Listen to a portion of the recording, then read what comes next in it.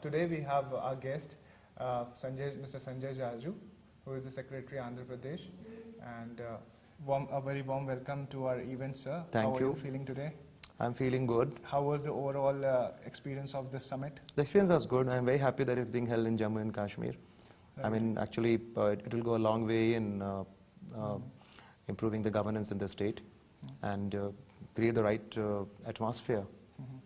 Sir, how do you analyze the scenario prevailing in Andhra Pradesh, basically the IT scenario? How is the IT culture over there in Andhra Pradesh? It's huge. See, we have been an early bird in the IT space. We have a huge presence of IT companies in our state. We have more than 53,000 crores worth exports, IT exports. IT is the single biggest contributor to the exports that we make from Andhra Pradesh. So we have a big industry. At the same time, we have a huge e-governance space that we have created in Andhra Pradesh.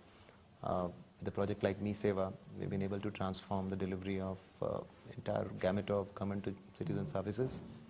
More than 130 services are right now on offer. Right. So there's definitely a feel good about IT in Andhra Pradesh. And what are some of the new initiatives which you have taken in Andhra Pradesh, IT initiatives, e-governance So basically? that's what I'm saying. The MeSeva project is our latest initiative, which actually is an umbrella initiative which brings in all the diverse initiatives that we had in the past. And it's about the delivery of the G2C services. And all these services are being given in integrated architecture. Right. At the doorsteps of the citizens through the MeSeva centers, which are spread into the nooks and corners of the state. So it's bringing in rich dividends. So any roadblocks which you have faced while implementing this project? I mean, it's just as you face roadblocks in any other project. I mean, you will have resistance to change. You will have issues of ownership. You will have issues of turf battles, which are quite prevalent in the governments. So some of those things were there. Then the infrastructure challenges in terms of connectivity. But I think we've crossed all that, mitigated all those challenges, and come to a level where we are. So coming back to e-governance, I mean, India basically have not, accepted the technologies. I mean, as it should have been. People are very complacent. They are not very open to the technology. They still want to be in the queue and in the bank's queue, in the other government departments' queue. They are not very comfortable with the technology. So what should we do to change the mindset of the community? No, I don't agree that people are resistant to technology. People are not. Look at the number of mobile phones you have in the country. It's actually technology that's there in the mobile phone. It's not as if people are very happy to stand in queues outside government offices. It's people like us who are making them do that. They'll be very happy if they can get those services delivered in a hassle-free format. They'll be very happy if they have to make use of a bit of a technology. And they're very happy to make use of intermediaries if they don't know technology.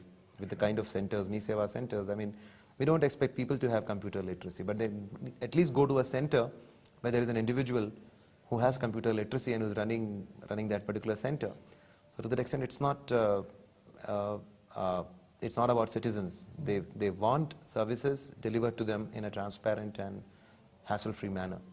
We have to make use of, being in the government, have to make use of the technology and provide them that platform which enables them to access those services. Right.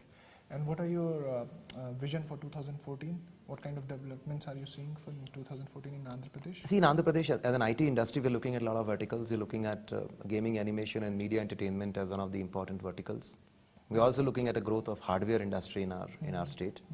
And as far as the eGov space is concerned, we're looking at further expansion of MeSeva from 130, 140 services that we have right now to make it to become 300 services, and all through